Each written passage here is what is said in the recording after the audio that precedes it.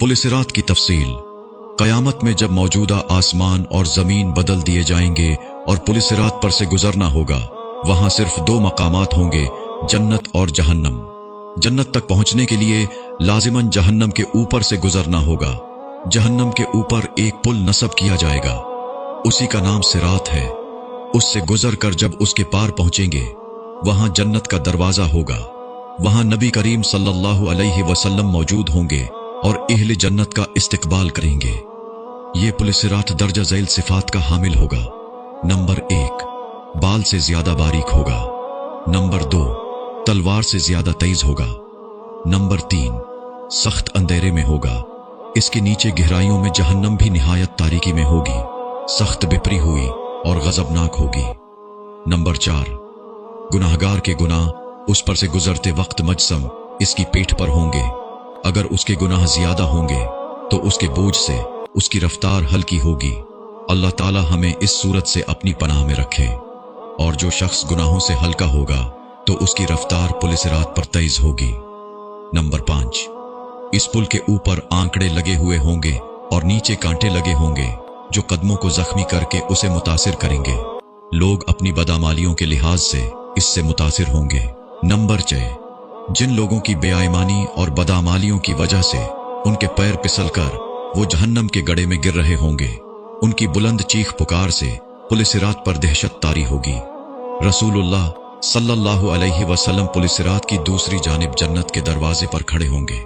जब तुम पुलिसिरात पर पहला कदम रख रहे होगे, आप सल्लल्लाहु अलैहि वसल्लम तुम्हारे लिए अल्लाह ताला से दुआ करते हुए कहेंगे, या रब्बि सल्लिम, या रब्बि सल्लिम।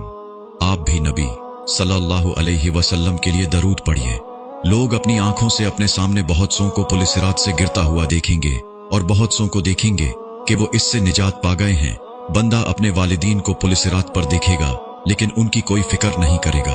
वहां तो बस एक ही फिक्र होगी कि किसी तरह खुद पार हो जाए। रिवायत में है कि हजरत आयशा रजी अल्लाह अन्हा क़यामत को याद करके रोने लगी।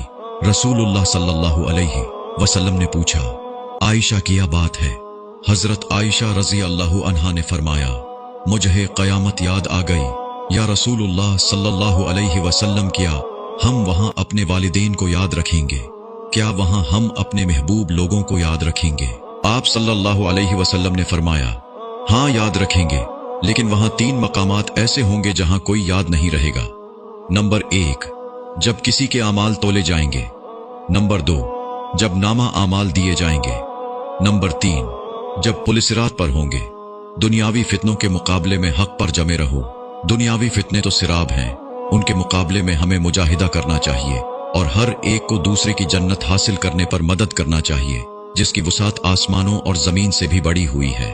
इस पैगाम को आगे बढ़ाते हुए सदका जारिया की नीयत करना न भूलें। या अल्लाह, हमें उन खुश नसीबों में कर दीजिए जो पुलिसिरात को आसानी से पार कर लेंगे। ए परवरदिगार, हमारे लिए अपना फजल, करम, रहम वले हुस्न खात्मा का फैसला फरमाइए, आमीन। इस तफसील के बाद भी क्या गुमान है कि वहां कोई रिश्तेदारियां निभाएगा जिसके लिए तुम यहां अपने आमाल बर्बाद कर रहे हो? मखलूक के बजाय खालिक की फिक्र करो, अपने नफ्स की फिक्र करो। कितनी उम्र गुजर चुकी है और कितनी बाकी है? क्या अब भी लापरवाही और आइश की गुंजाइश है?